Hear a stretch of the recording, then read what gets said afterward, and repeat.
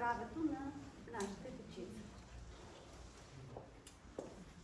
Благодаря много за това, че съдействахте за тази организация, да съберем малко родители и малко да повишим информираността на хората, защото ние в нашия университет се преподаваме на студентите и те си учат тези неща, но голяма част от тези знания въобще не достига до хората или някакси, аз знам, че и в средното училище се изучава биология, но някакси не е насочено и концентрирано по най-простичкия начин, така че да останат основните неща и човек да разбере как работи човешкото тяло.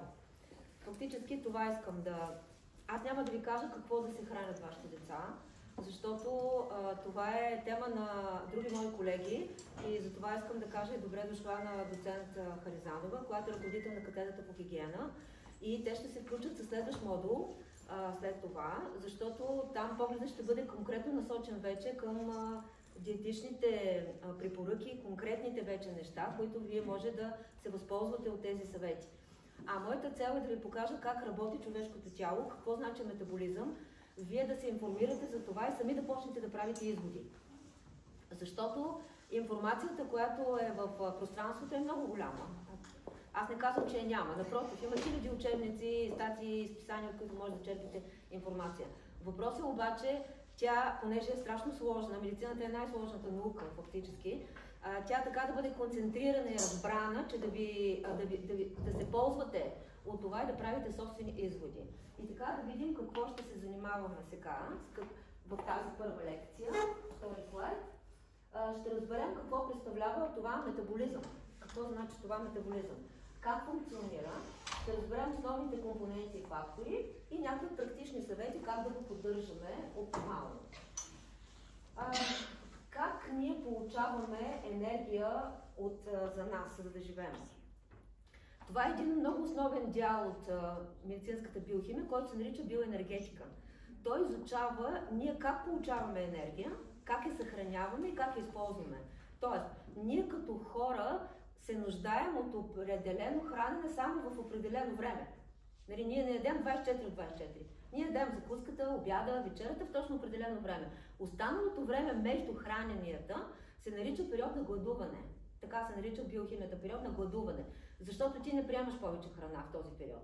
И ти трябва в този период да си съхранил вече енергия, за да може тялото ти да продължава да живее. Също важи за нощния сън.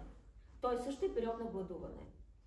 И ние откъде черпим енергия? От Слънцето. Това е единственият наш източник, който ние можем да получим енергия, но не директно. Ние, за съжаление, не можем да фотосинтезираме. Ако можехме, щеше да се печем и да ядем, но не можем. Нямаме тази възможност. Тази възможност имат само растенията. Така че ние можем от тях директно да получим енергия, чрез различни химични връзки, които са богати на енергия, или косвено чрез животинската храна, т.е. растение, животно, човек. Това е начинът за нас да съществуваме в този свят. Т.е. ние сме тотално зависими от Слънцето. В периодите на гладуване обаче, ние така сме създадени, че имаме формиране на съединения, които да ни запасят тази енергия, да я складират тази енергия. И съединението, което използваме като думичка, като молекула, която носи енергия за нашето тяло, се нарича, съкратеното име е АТФ, или пълното наименование аденозин 3-фосфат. АТФ е валутата, енергийната, с която ние можем да си плащаме. Тоест, ние защо се храним? Първо там да започнем. Повечето хора си мислят, че се хранят, защото си гладен и просто трябва да ядеш. Но не е така. Всъщност, ти не се храниш само за това да оцеляваш. Ти се храниш, защото нашите клетки имат само определено време на живот. Не е, че ти си сега на 50 или на 60, значи твоите клетки са толкова. Не е така. Нашите молекули, от които ние сме изградени от милиони клетки и молекули, живеят само определено време обаче. Например, инсулина живее 5 минути. Има хормони, които живеят 30 минути. Може би да сте чували, еритроцитите живеят 120 дни. Край, загива. Клетките на червата 9 дни загиват. Ами после какво правим? Ами трябва да образуваме нови. Това новото, което ти образуваш, идва от храната, която ядеш. А за децата, ами там важи в пълна сила това. Те не стигат, че трябва да възстановят загиналите, защото и при тях се загиват, но трябва и много нови да я образуват ежедневно, защото те растат. Така че ние трябва да се храним с такава храна, която да възстановява нашето тяло ежедневно. И ако ти правиш грешки в продължение на 5 години, 10 години, ти се изявява симптом. Ако ти го правиш още по-дълго, ти се изявява болест. Тоест, ти изграждаш неправилен фундамент. Ти сам си ги изграждаш твоето тяло, твоите клетки, от това, което ядеш. И за да можем да получаваме енергията в нашето тяло, така нареченото на клетъчно ниво вече, това АТФ, то се образува в клетките, на нас са необходими тези основни процеси, които се развиват. Първият процес се казва гликолиза. Какво означава това? Това е, когато ядеш въглехидратна храна, глюкозата е основната съставка на въглехидратната храна. Без значение каква въглехидратна храна ядеш. Може да ядеш хляб, картофи, тестени изделия, можеш да ядеш най-различни, да кажем, паста, макарони. Всичко това е въглехидрат. И там основната молекула се нарича глюкоза. Така че тя, когато се получи, тя преминава през още по-нататъчно разграждане, за да може от нея цялата енергия да се отдели и да се получава АТФ. Тоест, ние получаваме енергия от храната, чрез нейното пълно разграждане до най-основните молекулки. А кои са най-основните крайни вече, които ги изхвърляме от нас? Това е въглероден диоксид и урина, вода. Без значение какво си ял, банички, мусаки, плодове, накрая издишваш и пикаеш. Това ти е края. И междувременно си произвел АТФ. Вторият процес, който се използва, той се казва цикъл на Кребс. Много хора знаят, че съществува като понятие цикъл на Кребс. По същия начин, без значение какво ядеш, всичката храна трябва да се разгради и да влезе в цикъла на Кребс.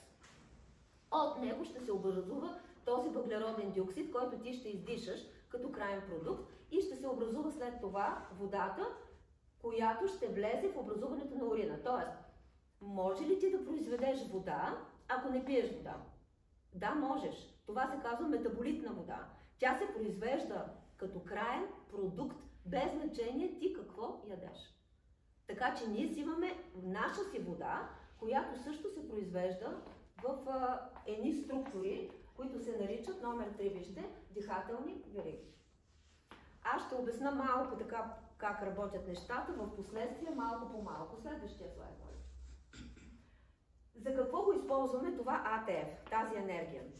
Първо, за да поддържаме дадена стойка, сега вие както седите, вие не се разпадате, дали вие стоите на стола здраво седнали. Това е така, защото непрекъснато различни мускули от вашето тяло са под някакво напрежение, контракция се казва, и за това се изхабява много АТФ. Например, така само да направиш и вече много молекули АТФ са разградени. И ти се нуждаеш от следващия АТФ, които да произведеш. Тоест, ние ядем, за да произведем АТФ. Това АТФ се използва както за да поддържаш мускулатурата на тялото, така и за да може да се извършва през мембраните на клетките транспорт. Сега да видим какво е това първо клетка. Ние сме изградени от трилиони клетки. Милиони клетки имаме в нас. Всяка клетка има стена такава. Има си и вратички. Има си и прозорчета. Ако е здрава стената, това означава, че клетката е здрава.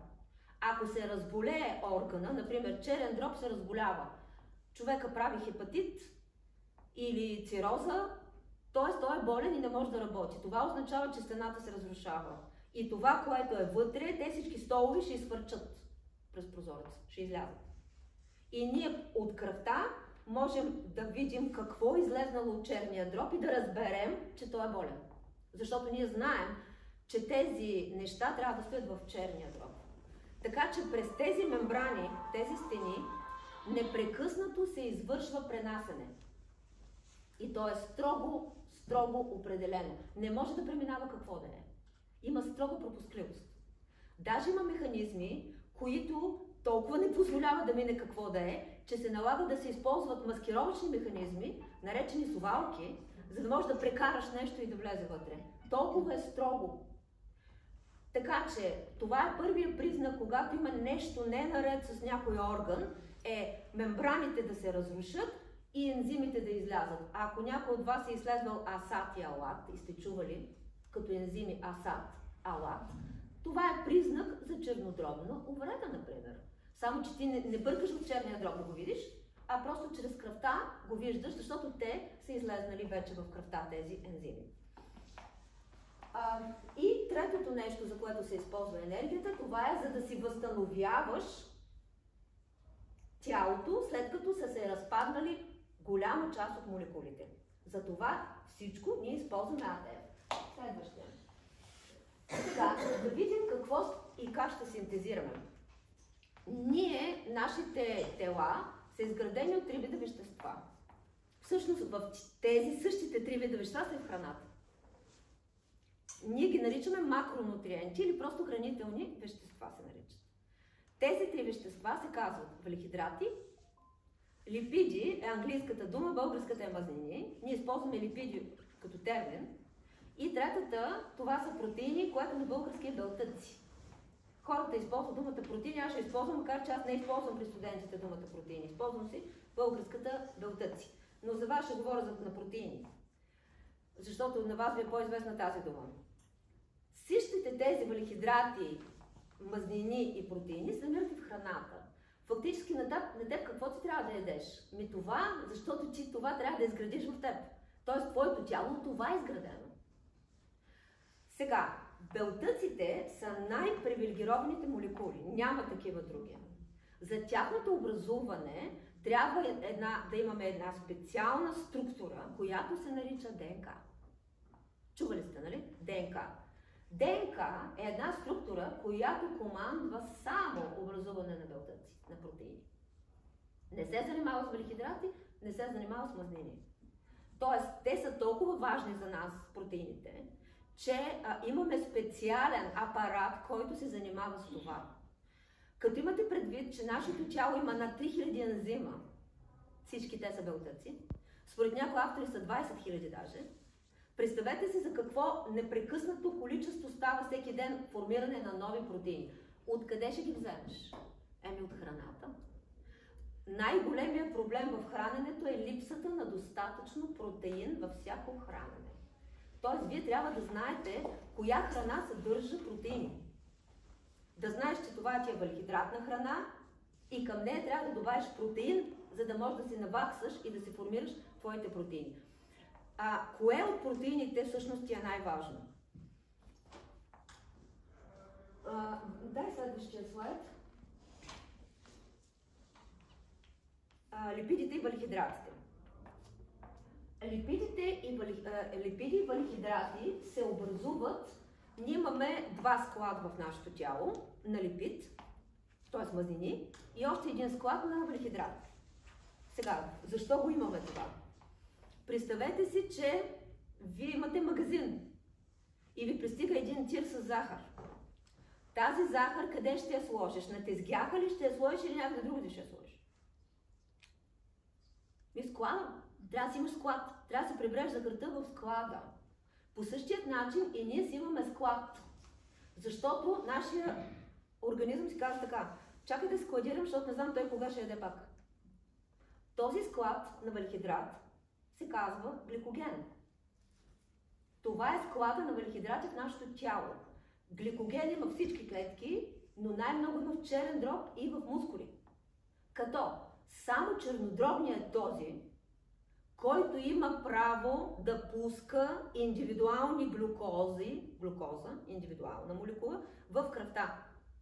Така че, какво ще си получи? Ти се храниш. Веднага с въглехидратна храна или смесена, но да има въглехидрат. Веднага глюкозата в кръвта ти се вдига. Веднага. След като се вдигне, един хормон задължително трябва да бъде отделен на секундата. И това е хормона инсулин. Той се образува в за стомашната или панкреас се казва, бета клетки се казват, които произвеждат инсулин. И до 2 часа след нахранване тази глюкоза трябва да се нормализира. Тя може да се е дигнала много над нормата, но до 2 часа трябва да падне в норма. До тук добре. Но какво става след това? Ти не ядеш. Минават 3 часа, 4 часа, 5 часа, отиваш да спиш 8 часа. Ти не приемаш храна. Тогава тази глюкоза започва постепенно да ти пада. Само че нашето тяло е създадено така, че глюкозата в кръвта трябва да бъде в норма. От 2,8 до 6,1 ммол на литър. Не може да е по-малко, не може да е повече. Защо не може да е по-малко?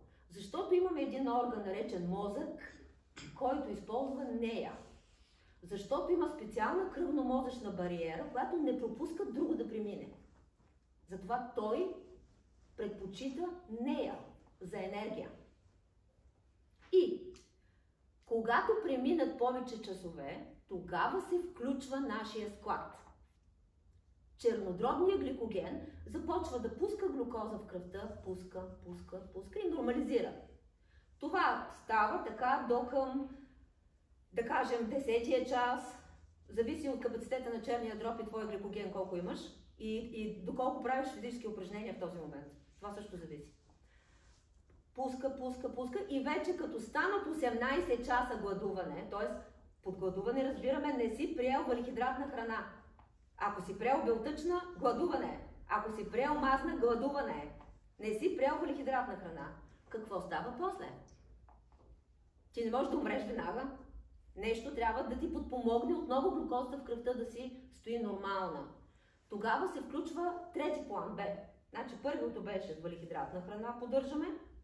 След 3-4 часа гликогена на черния дроб почва да се включва и след 18-20 час, трето, план С, се включва един нов процес, който тези, които тренират, те са го чували това нещо, ще използвам един термин, защото няма как да го кажа по друг начин. Терминът е глюконеогенеза се казва. Това е един процес, който вие може да сте чували, като че почваш да си разпадаш твоите белтъци и твоите мазнини, което е така. Тоест, твоите белтъци почват, под белтъци разбираме мускулатура. Твоята мускулатура започва да се разпада, твоите мазнини започват да се разпадат, защото от тях ще се образува глюкоза. Глюконеогенеза означава сам си правя моя глюкоза. Можем да го правим това. Дори да не си ял никаква сладка храна, ти сам си правиш твоя глюкоза. Това лежи в основата на така наречения фастинг, който много така хора си мислят, че е много добър вариант за практикуване, но ако се прави по правилния начин, разбира се, не да се натъпчеш с храна вечерно време и да издеш всичките калории за деня, нали? Не по този начин, а ако прозорецът ти е сутрин, е по-добре, в смисъл хранителният прозорец да ти е сутрин. И да приключиш някъде до следобяда, добре, но хората правят обратното. Целият ден нищо не приемат и вечерта правят хранителен прозорец и лягаш да спиш. И тогава метаболизма изключително много се забавя. Така, това беше склада наречен гликоген. Имаме ли склад на мазнини? Да, имаме. Имаме склад на мазнини и този склад се нарича, вие го знаете под думата триглицериди. Този термин сте го чували, ако сте си изследвали кръв. Там пишат в клинична лаборатория триглицериди, но правилният термин е триацилглицероли, да го кажа, нали? Това е правилният термин, иначе в клиниката се използват, все още се използват триглицериди. Ние си имаме такъв склад на триацилглицероли. Това е мазнина. Какво значи това? Означава, че ние си имаме една специална тъкан, наречена масна. И тази тъкан, тя може да се намира под кожата, има я в кухините на органите. Най-известната кухина, знаете коя е, нали? Коремна. И тя е безкрайна. Тук можеш да си пълниш колкото искаш склад. С гликогена не е така. Гликогена си има капацитета до подребрената дъга, до там ти е черния дроб, не трябва да ти отива по-надолу. Обаче масната тъкан не е така, че можеш да си направиш колкото искаш масна тъкан. Така. Имаш ли склад на белтъци? Нямаш. белтъците са, аз затова ви казах, че са най-привилегированите и те нямат склад. Защото всеки си прави неговото си. Например, хемоглобина си пренася кислород. Инсулина си е хормон. Албумина си еди какво си. Всеки си е отделен. Така че ти, ако трябва да ползваш твои белтъци, ще се разпаднат мускулите ти само. Другото не може да се разпадне, освен ако нямаш тежко белтъчно недохранване, тогава вече може и нататък да се отиде. Така, следващото. Елиминирането как става. Значи, след като ние сме се нахранили, ние сме произвели два крайни продукта, които чухте. Това са въглероден диоксид и вода, но не само обаче. През дихателната система ще се отдели въглеродния диоксид, ще го издишаш, а през бъбреците ще изкараме освен вода, още нещо. Ние си имаме крайни продукти, които се отделят в урината. Между другото, урината е много добър вариант за диагностика, защото много неща се отделят там. Там се отделя урея, амоняк, креатинин се отделя и някои още отпадни продукти, които няма да обременявам. Тоест, това е нашата отделителна система. Да не бъркате червата, които са част от храносмилателната система, не бъркайте червата с бъбреците, които пък отделят урината. Тоест, вие трябва да си представите горе-долу, че като хапнеш храната, тя минава през устната кухина, хранопровод, стомаха, след това имаш 12-пръстник, или дуоденум се казва, после имаш тънки черва, дебели черва, ректум и излизат изпражненията. Тоест, това всичкото, което го казах, за да поемеш необходимите вещества, трябва да се всмучат. Значи през тръбата, наречена тънко черво, трябва да се всмучат. Това се казва резорбция, за да може от тях директно влиза в кръвта това всичко. Влезе ли веднъж в кръвта, значи ще отиде и в бъбреците. Там ще направи филтрацията, всичко полезно трябва да се върне и запази за организма, всичко вредно трябва да си отиде към урината и да бъде отделено. Ето това е правилният механизъм.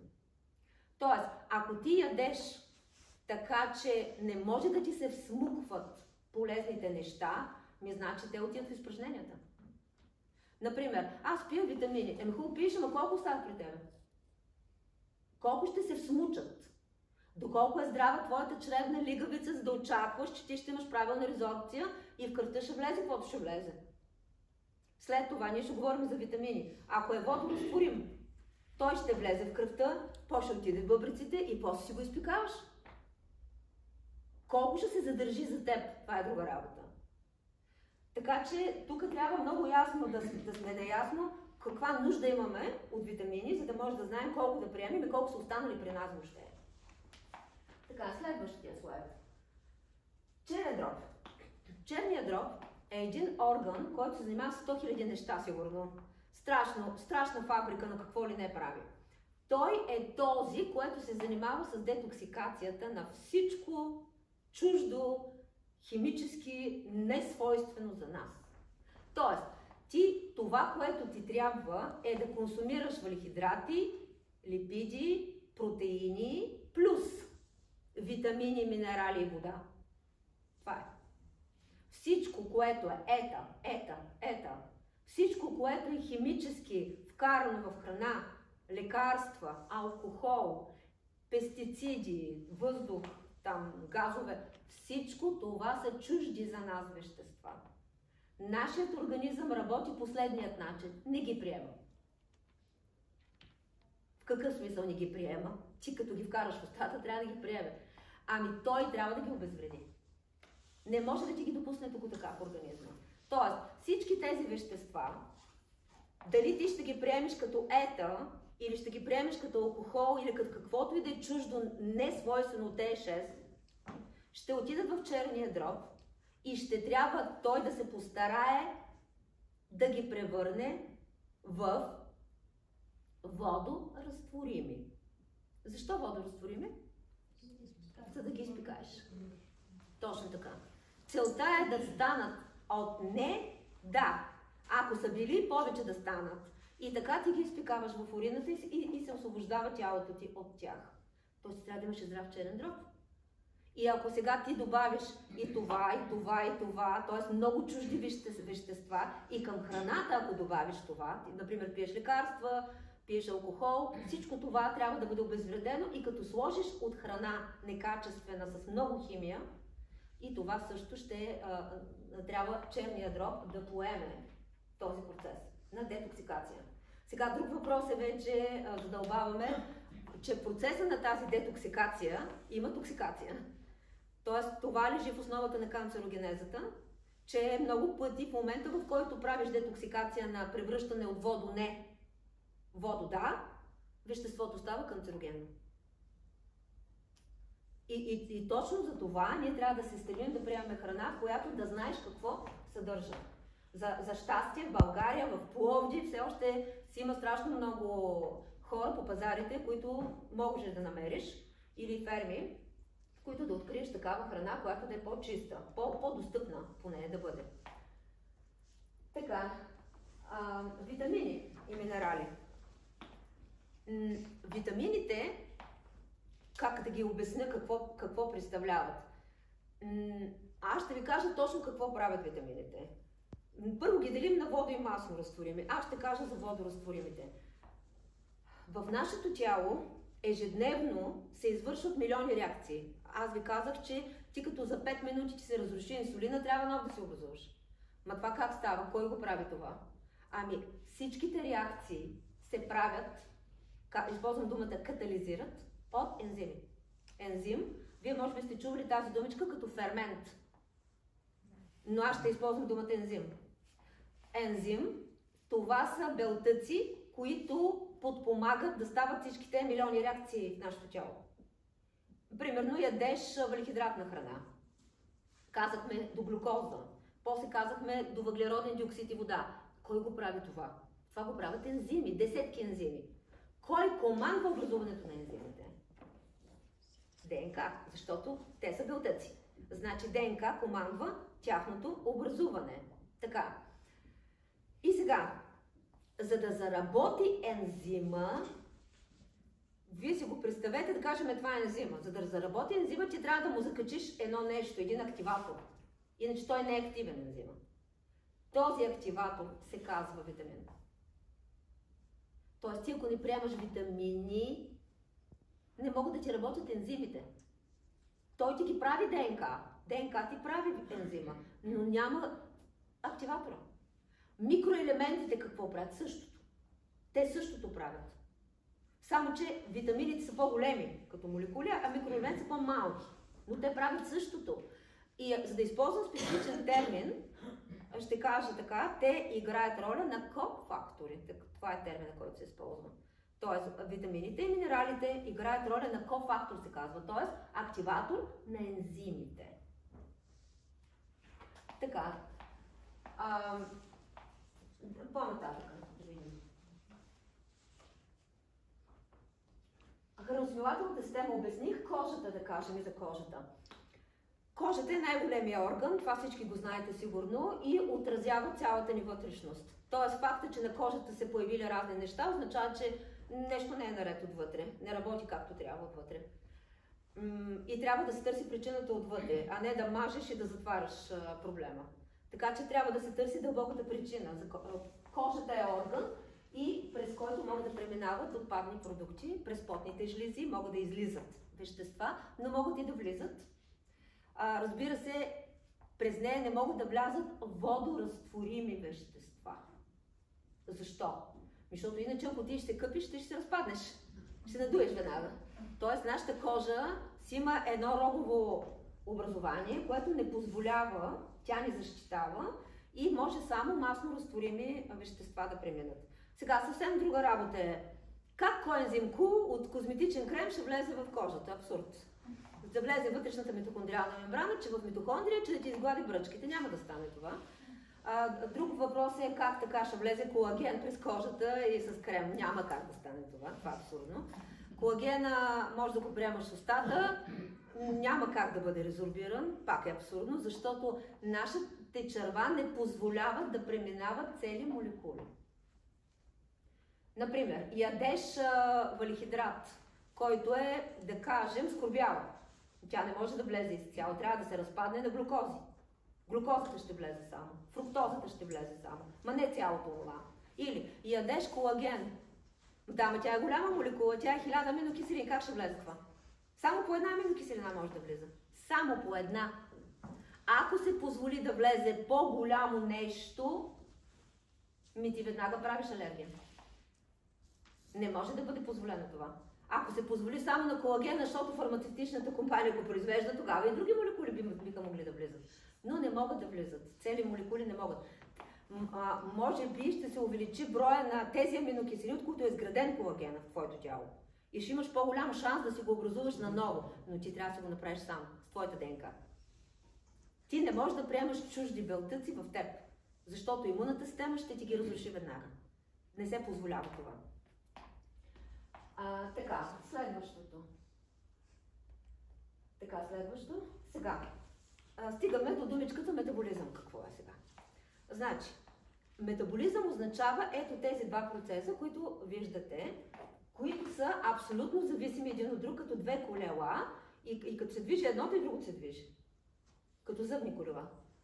Едното колело отляво, това се казва катаболизъм. Какво значи катаболитни процеси? Това е когато ядеш въглехидрати, липиди, протеини. Всичките тези храни се разграждат до въглехидратите, до глюкоза, фруктоза. Мазнините до масни киселини. Протеините до аминокиселини. Това са мономерите, това са тухличката. Само една тухличка може да влезе. Не може да вкараш цял белтък, както казвам, може да влезе цял колаген.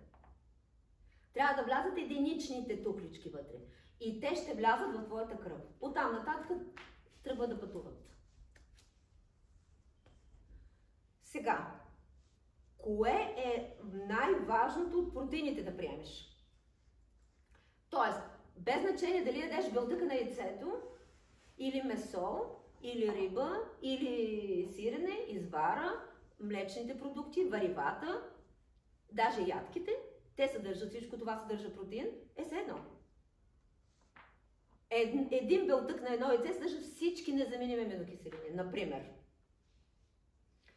един инсулин, за да се образуваш, на теб ти трябва да имаш почти всички незаменими аминокиселини. Сега да кажа какво е това. В нашето тяло ние имаме 20 аминокиселини. Това е 20.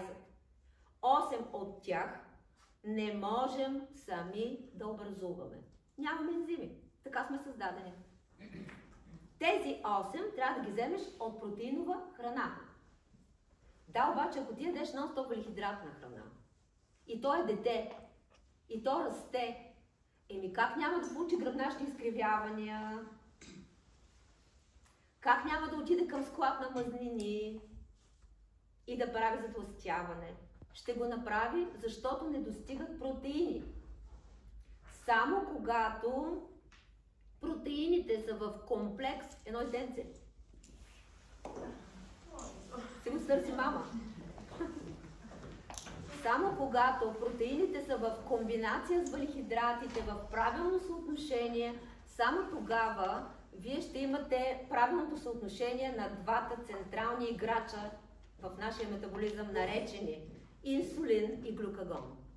Вие ще имате правилното съотношение на инсулин и глюкагон. Ако ти вдигнеш инсулина, напълняваш.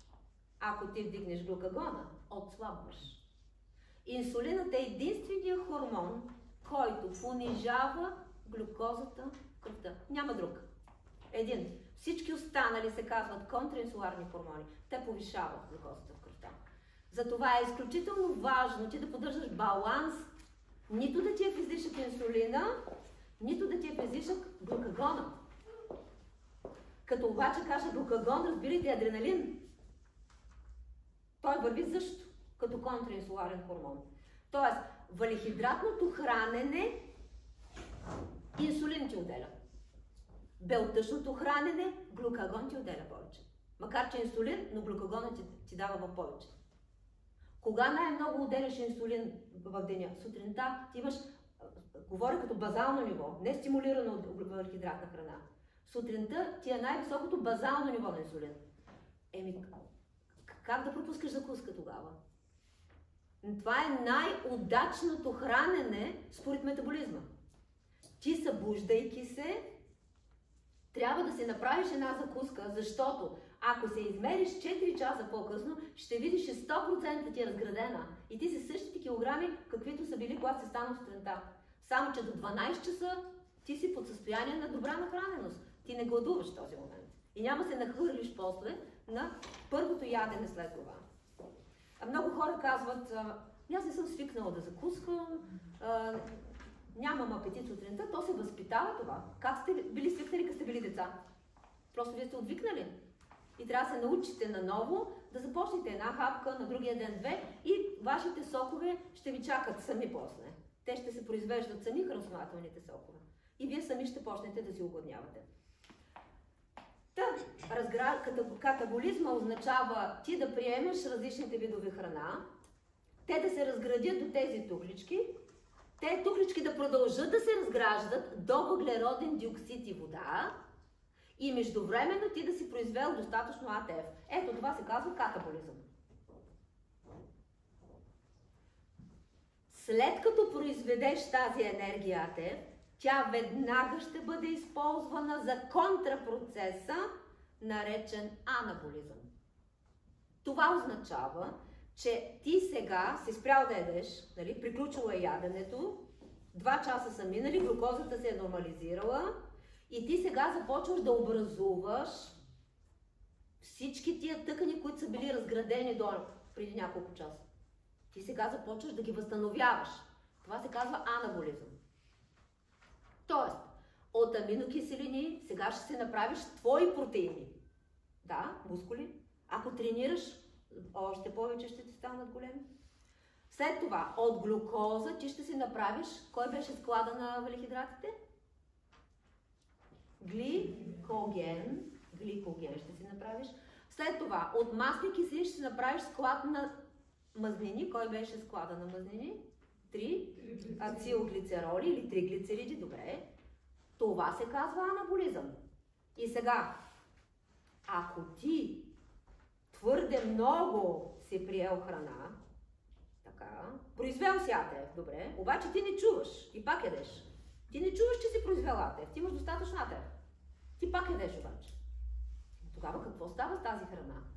Ами сега, тази храна отива за склад. Само, че колко ти е склада на въглехидратите? До подребрена дясна дъга, колкото ти е голям черния дроб. Значи не може повече от това да складираш. Тогава в кой склад ще отидеш? 3 ацилглицероли, ще си правиш масна тъкан. Така че, аз нищо не ям, пък пълнея, няма такова нещо. Не става. Има молекули. Тези молекули влизат в 3 ацилглицероли. Просто трябва да проследиш какво ядеш, ще видиш, че ядеш повече. Защото при затлъстяването има само едно нещо. Всички го знаете. Повече калории ядеш, колкото изразходваш. Това е така. И винаги давам един и същи пример, и моите колеги сигурно също го дават, Освенцим. Да е имало един дебел? Нали генетика уж? Хормони. Какви хормони? Какви гени? Просто няма храна, няма затлъстяване. Така че, когато метаболизмът ти работи в баланс, това означава, че ти имаш много правилен баланс на ката и анаболитните ти процеси. Те върват с много добра скорост. Едно спрямо друго. Ти приемаш точно толкова храна, колкото ти е необходимо да се доизградиш след това. Как да разбереш дали правилно функционираш? Ами по килограмите не е елементарното. Не можеш да чакаш 10 години и да се усетиш, че всички дрехи са ти оттеснели, аз може би съм качил. Не, може би ти трябва редовно да следиш твоите килограми. Защото затлъстяването е рецидивиращо заболяване. Какво значи рецидивиращо? Връща се обратно. И когато говорим за деца, тук трябва да го отбележам, защото нали, целта ни е детското затлъстяване. Аз даже казах там на едно интервю, те ме питаха как започна всичко. Всичко започна, когато започна да ми става мъчно за децата. Започнах да гледам по улиците, по детските площадки и по такива представления. Почнах да горя непрекъснато колко дебели деца има. И те се оказват половината поне, че са дебели. И кой е виновен? Еми мама, разбира се. Мама е тази, която определя менюто. Оттам се почва. Не сме ли ние? Ама на вас кой ви определя какво ще хапваш вкъщи? Мама, питаш мама, какво ще ям? Не ходи да питаш тази, какво ще ям. То е комплексно, разбира се. Не е само това или само това. Много неща са, но факт ли е? Факт е. Това е. 30%, не знам последните данни, мисля, че са 32 ли беше? Нали? 30% от децата са затлъстяване. Това е страшно направо. Пандемия е истинска. И сега, искам да чуете много добре разликите на детското затлъстяване и стоящето на възрастните. Масната тъкан започва да се дели като клетки, нали? Се образува ембриона. И почва да се дели масната тъкан до пубертета. Тогава приключва формираната масна тъкан. Да, ама ако е дете с затлъстяване, какво значи това? Че той ще има страшно много масни клетки, много повече изградени, отколкото на едно дете, което не е с наднормено тегло.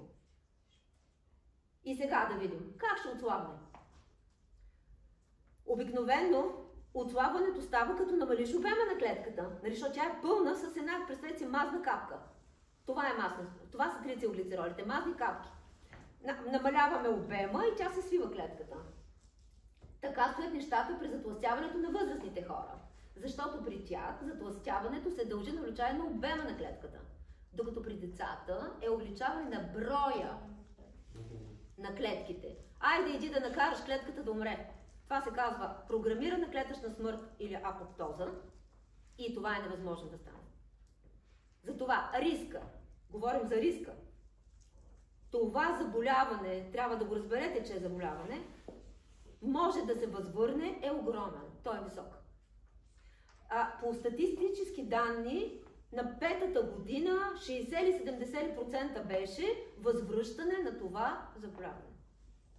Когато говорим за затлъстяване при деца, трябва да знаете, че даже между другото на тази лекция, която ти беше организирала, с един от Израел, дето бяха ходили. Да. Това толкова ме впечатли. Един колега, даже знам как се казваше този колега. От Израел каза, че.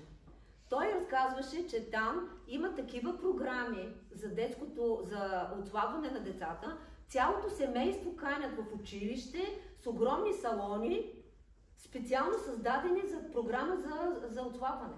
Цялото семейство минава на обучение. Тоест, ти не можеш само на твоето дете да смениш менюто. Цялото семейство променя начина си на живот. Как децата да се научили? Като даваш пример. Не можеш да се скриеш в другата стая и си ядеш пържените картофи. След това, в кой ресторант не сте били свидетели какво поръчват за деца? Има ли някой да поръчва друго от пържени картофи? Как така всички деца пържени картофи ядат? Били обичали? Като не ги даваш, никога няма да ги видят. Те няма да знаят какво е това. А това е просто въглехидрат. Даже с мазнина, даже да не говоря, че е транс. Защото е с едно и също олио. Най-вредното нещо. Ти като ще ядеш въглехидрат, дай му плод. Той също пак. Добре, за фруктозата е друго вече, но той е дете, няма да изде 1 кг плодове. По-добре, отколкото това. Така че, за това искам да се обърне така толкова много внимание на обществеността и хората да повишат общото си знание. Защото трябва да се изгражда критично мислене. А критичното мислене идва с образованост. Не образование, образованост. Ти можеш да имаш диплома за всякакъв. Това не значи, че можеш да бъдеш качествен. Трябва да се самообучаваме. Непрекъснато. Четете правилната информация и изучавайте как е устроен наистина човешкият организъм. Как се движим с времето? 15. Добре, кажете ми като наближа и ще спра. Следващото. Какво е базален метаболизъм? Сега, това е нещо, което означава, че ти, за да можеш, ето сега тая стойка да ти е такава, да можеш да ходиш, да можеш през нощта, той мозъкът ти не умира. Той си живее, той си сънува 100 неща, непрекъснато минават разни вещества през мембрани. Всичко това изисква теб. И това се казва базален метаболизъм, т.е. той ти покрива твоите основни нужди, за да живееш, да дишаш, сърцето ти да ти бие, тези неща изискват калории. Затова ти не можеш да паднеш по тези калории. Те са определени според пола, според възрастта, според физическата активност. Ти имаш определен базов минимум. И след това ти трябва да ти е толкова калориите отгоре, че да си в правен метаболизъм. Ана и катаболизма да са ти в правилен синхрон. Тогава няма да качваш килограми. Не може да кажеш, аз влязох в менопауза и те хормоните и то е естествено. Как ще е естествено? Това не е естествено. Естествено ти ядеш. Ако намалиш или увеличиш движението, ти ще си забързаш метаболизма. Една от основните грешки за забавянето на метаболизма е малкото ядене, забележете. Значи, намаляване на броя на храненията имам предвид. Ако накъсаш храненията на повече, да кажем 3 пъти на ден, ти ще си забързаш метаболизма. Ако го цялото вкараш в едно ядене, ти ще забавиш метаболизма. Тоест всичките тези калории да ги разпределиш за деня, ще те се засили метаболизма. Така, следващо. Да, добре, следващо. Това е енергийно съдържание на храната. Колко калории получаваш от храненето. Мазнините са най-богатите на енергия храни. Например, обаче има значение, когато консумираш храната, дали ядеш само мазнини, например. Това се казва кетогенна диета. Ако ти ядеш само мазнини, не приемаш въглехидрати. Да, ще отслабнеш. Защо? Аз даже го казах вече. Защото ти не приемаш въглехидрати, след 10-тия час твой гликоген, черния дроб е изчерпан, ти трябва да минеш към неогенеза, т.е. да започнеш да правиш собствена глюкоза и това ще стане от твоите мазнини, защото ти не ги приемаш. Ти приемаш само мазнини. Това лежи в основата на кето диетата. Но тя не е препоръчителна за ежедневие. Тя е създадена по повод епилепсия и намаляване на пристъпите от епилепсия. Даже има клиники, които занимават с това. Но тя не е за ежедневие, защото ти ако приемаш много такава храна, да, ще отслабнеш, обаче ще направиш мастен черен дроб. Ще си омазниш черния дроб. Защото всичката храна от червата ще ти замине после в черния дроб. Я вижте етанола. Етанол означава алкохол. Вижте колко е калоричен.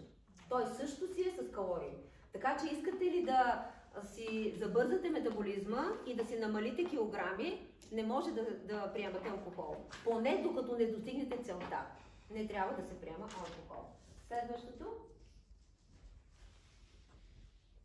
Така, значи, освен на базалния метаболизъм, който ти трябва да поддържаш за основни жизнени процеси, ти можеш да задвижиш метаболизма, да изразходваш повече калории, като увеличиш физическата си активност.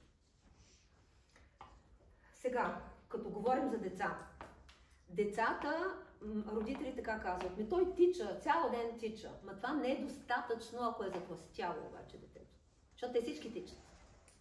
Тоест, затлъстелите деца трябва да имат вече поне 2-3 пъти седмично, даже е малко, повече, 3-4 пъти седмично, трябва да имат активна тренировъчна дейност.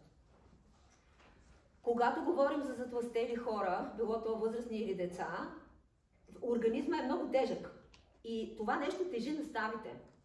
И е много опасно, ако започнеш да има тръскане, бягане и така нататък. Не, трябва да се щадят първоначално ставите, докато намалят килограмите и затова се препоръчват спортове като плуване, колоездене, т.е. да не мачкаш ставите. И когато се свали, тогава вече може да се продължи на следващи видове спортове, които спокойно може да поемат ставите. Така че пак цялото семейство трябва да се включва. С бащата, с майката отива се на разни крачките. Не са достатъчни пак. Ти пак можеш да си правиш крачки, но трябва да има активни аеробни упражнения. Тоест, трябва мускулатурата да се включи на аеробен режим. Мускулатурата по два начина работи. Единият начин е анаеробен режим. Тоест, ана означава без кислород. Работи без кислород мускулатурата. На такива упражнения анаеробни в фитнеса момчетата, момичетата дигат щанги си увеличават мускулатурата чрез анаеробни упражнения. Аеробните упражнения чистят масната тъкан. Защо? Защото мускулатурата в този момент, когато има кислород, започва да гори масни киселини, идващи от къде? От масната тъкан. Директно масна тъкан, мускули, горене, изчистване. В анаеробен режим не го правим това. Така че трябва да има някакво тичане, някакво движение, което да ти вкара повече кислород и да ти превключат мускулите на аеробен режим. Термогенен ефект на храната. Енергията нужна за кръвосмилане и усвояване на хранителни вещества. Да, защото ензимите, които трябва да ти разградят храната, трябва да работят, също на тях им трябва и тогава им трябва също енергия. Така, следващото.